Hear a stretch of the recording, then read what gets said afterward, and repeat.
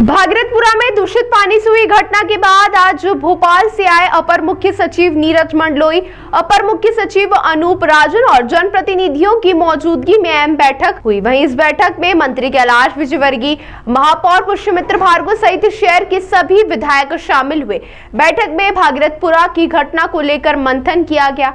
इसके अलावा भविष्य में इस तरह से हालात शहर में न बने, इसको लेकर भी रणनीति तैयार की गई। बैठक के बाद मीडिया से चर्चा में मंत्री कैलाश विजयवर्गीय ने बताया कि सिर्फ भागीरथपुरा ही नहीं बल्कि पूरे इंदौर के लिए विकास के बारे में अध्ययन किया। निश्चित ही भागीरथपुरा केंद्र बिंदु बना हुआ है और भागीरथपुरा में काफी तेजी से स्थिति सुधर रही है। जो बीमार उनकी संख्या में कमी हुई है। अभी पाइपलाइन और ड्रेनेज का काम चल रहा है और 30% पाइपलाइन डल चुकी है, लेकिन पूरा काम होने में करीब 1.5 माह का समय लगेगा। ऐसे में टैंकरों के माध्यम से पानी की सप्लाई की जा रही है।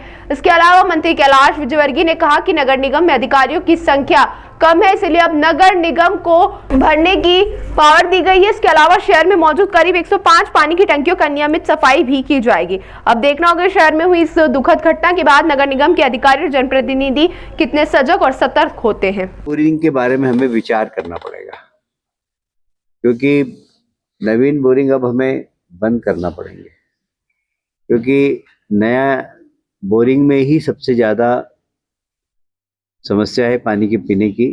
और इसलिए अब कलेक्टर से हमने कहा है कि अब नवीन बोरिंग की परमिशन बिल्कुल भी नहीं दे। ये हमने विशेष आग्रह किया है।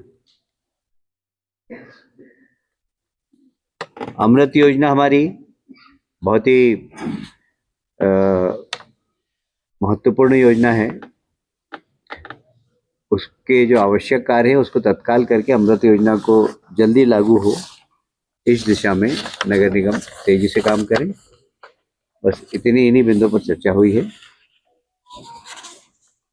कोई एक आध प्रश्न किसी को लेना हो तो ले सकता है। मेरी बात समाप्त। एक ही क्षेत्र में चल रहा है, क्या उसको पूरे शहर में चलाने की आवश्यकता नहीं लग रही है? क्योंकि अभी एक क्षेत्र में इस तरह की दिक्कतें आई हैं और भी कहीं आ सकती हैं।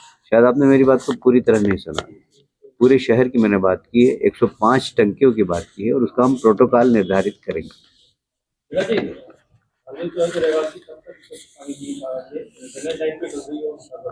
मैंने बताया थी कि 30% को तो नर्मदा का पानी मिल जाएगा, शेष को हम पानी का टैंकर दे रहे हैं। तो लगभग 1.5 महीना लगेगा पूरी पाइपलाइन डालने में। पाइपलाइन डल जाएगी तत्काल, क्योंकि हमने सारी स्वीकृति प्रदान कर दी है, फंड भी है उनके पास, काम में बिल्कुल रुकावट नहीं आएगी। 1.5 महीने में सारी ड्रेनेज की और नर्मदा की पाइपलाइन डल जाएगी और उसके बाद नर्मदा का सीधा पानी स्वच्छ उनको पीने को मिलेगा।